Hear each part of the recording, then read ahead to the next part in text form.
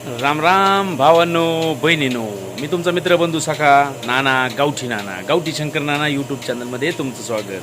तर भावांनो बहिणींनो, आता वाजलेले आहे संध्याकाळचे 6:30 पावणे 7 आणि आमचं कामं चालू आहे. तर दूध काढायचे कामं. हां, तर ह्यावा इकडं मुलगा आणि मुलगी दोघंजणं दूध काढायचे काम चालू आहे. हे मस्तपैकी मशीननी दूध काढायची कामं चालू आहे. त्याच्यामुळं काय एवढं असं हे नाही, टेन्शन नाही काही. हां, आणि माझं काम आहे हे करायचं, काय लक्ष द्यायचं काम आहे त्यांच्याकडे. तर असं हे चालू आहे काम. आणि आता ह्या सगळ्यात जादा आराम तर ह्या वयाला भेटला. हां, आराम भेटला ना. हां, मग आता पूर्ण कामं करायला लागल्यावर आराम भेटला असं. आराम कायचा भेटतो? मग काय करू राहील तू? सुटका झाली, घरात झोपी झाली.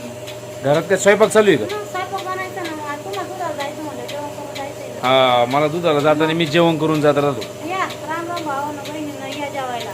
काय बनवणार काय आहे? माहिती का? आज डांगर करणार आहे. डांगर अजून? डांगर, गरम गरम चपात्या. हां, ज्याला कोणाला बहिणीला भावांना आवडत असल्या तर नक्की या जेवायला.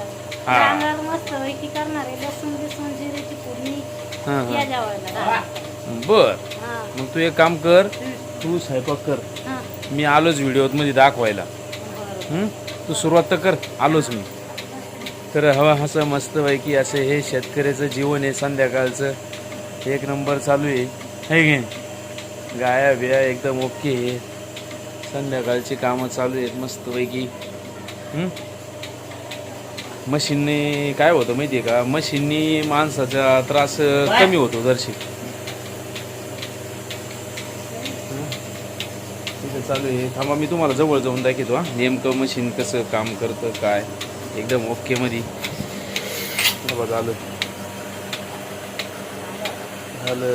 झालं. हां, असं चालू आहे. ते राजा आवडली मशीन व्यवस्थित ठेव, असं चालू आहे. हां, आणि शेतकऱ्याची कसं राहते कामं चालू आहे. ठीक आहे. तर आता संध्याकाळ घरात नानीचं नेमकं स्वयंपाकाचं काय नियोजन चालू आहे ते तुम्हाला मी आता दाखवतो. आईची चालू आहे टी व्ही पाहायचं काम. मालिका नाही आवडत नाही. देवपूजा झाली का? हा, देवपूजा करायची नाही अजून. काय आमचे चुलत आजोबा वारले होते. मग त्याच्यामुळं तुम्ही त्याशिवाय आपल्या एका कोणीतरी ताईनी कमेंट केली होती की आईनी कपाळाला टिकली का लावली नाही. तर त्याला कारण होतं का आपल्याला सुतक होतं, म्हणून मग आईनी कपाळाला टिकली लावली नव्हती. आमची 7-8 दिवस देवपूजा नाही, काहीच नाही. अजून देवपूजेने आणि मग आज 10वा झाला. तर चालू आहे. मग आई काहीतरी टी व्ही पाहत बसली. हां, चालू आहे मजा ना. ते म्हातारपणाची मजा करायचं काम चालू आहे. हां, काम काहीच नाही आता.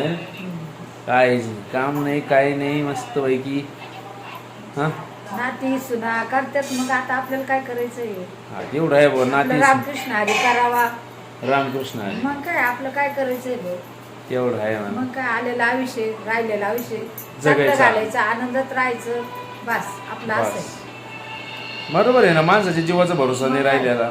त्याच्यामुळं कोण किती दिवस जगन काय आहे काही सांगता नाही येत. काहीच सांगता येत नाही. आहे की नाही? त्याच्याकरता आहे जे आयुष्य आहे त्याचे एकदम आनंदात जगायचं.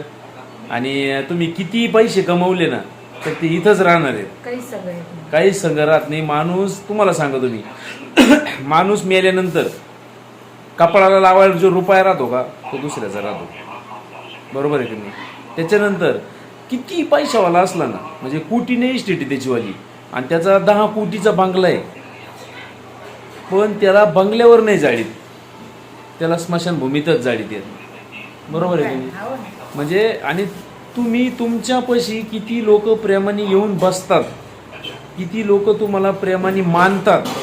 म्हणजे आपण मेल्यानंतर लोकांच्या डोळ्यात पाणी आलं पाहिजे, लोकांनी पेढे नाही वाटले पाहिजे. आणि आपण मेल्यानंतर आपल्या पोरांनी, म्हणजे आपण मरायला लागलो बा आता, तर मग आपल्या पोरांनी आपल्यासाठी डॉक्टर आणला पाहिजे, वकील नाही आणला पाहिजे. खातेफोड करायला वकील नाही आणला पाहिजे, डॉक्टर आणला पाहिजे. अशी. आणि आबा माणसाच्या आयुष्यात आहे का 2 गोष्टी लय महत्त्वाच्या राहते. एक संतती म्हणजे मुलं बाळ, आणि 2 संपत्ती पण आपली संतती हीच जर आपली संपत्ती म्हणलं ना तर कधीच टेन्शन येत नसतं. बरोबर आहे का? तुला वाटत असं लयच कीर्तन चालू केले यानं. पण मी बोलायला लागलो वडापाव आलेलं असंच आहे ना. असं जे आता राजे महाराजे गेले, आता छत्रपती शिवरायांनी एवढं केलं समाजासाठी, त्यांना जावं लागलं. आपल्यासारखं आपण तर त्यांच्या पायाची धूळ नाही, काहीच नाही आपण त्यांच्या. मग काय बरोबर आहे की नाही? असं आहे ते. सुखी राहायचं, आनंदात राहायचं, हसून खेळून राहायचं, बस. टेन्शन नाही घ्यायचं. इकडे काय चालू आहे, नानीचं काय चालू आहे ते दाखवतो तुम्हाला एका मिनिटात. हां, नानीचं काय आहे, डांगर चल रहे, क्या डांगर चल रहा है, क्या चल रहा है? डांगराची भाजी करायची सांगितलं ना भावा बहिणीला. डांगर चालू आहे. हे काय लसणाची फोडणी दिली आता. जिरे टाकी ते थोडे. जिरे, लसूण, डांगर. आमच्याकडे याला डांगर म्हणते. काही काही ठिकाणी का याला कोणता भोपळा म्हणते, पण मला नाही काय आठवणार ते, पण बरेच जण याला भोपळा बी म्हणतात. पण तो भोपळा वेगळा लांब लचक आणि हा भोपळा वेगळा. असं असं हे घडाभर अक्कल. हा, हे जे आहे ना, हे डांगर आहे. भोपळा काय राहतं ते लांबल्याचं. हा असं राहतं. तर आणि हा आमचा देव. ए देव दादा, अयो जरा काय आणले, खडे आणले बाहेरून. दादा खडे ते, अरे खडे दादा. आता गोटे करायचं का? शाळेत नाही जायचं? नाही. अरे ते गोटे नाही, त्या खडे येते वाळूचे. अरे बाबा वाळूचे खडे येते. आता काय करावं भाऊ? तो आई बाप म्हणते निवळण नाही लावलं पोरग खडे खेळत म्हणते ना. नाही. हा, त्याची मम्मी आलेली होती काल, गेली त्याची मम्मी काल संध्याकाळी. त्याचे पप्पा आले. आहे ना दादा, तुला नेलं नाही ना? हा, त्यांना भेट पोहू आपण त्यांचा. आणायचं त्यांना. कोणाला आणायचं? मम्मीला आणायचं. हा, मम्मीला आणायचं आणि पप्पाला आणायचं. कसं आणायचं? असं असं कसं आणायचं? हाणून दाखव. आणून दाखव कसं. जोर सांगाच आणायचं. हा, तर याची भाषा थोडी वेगळी.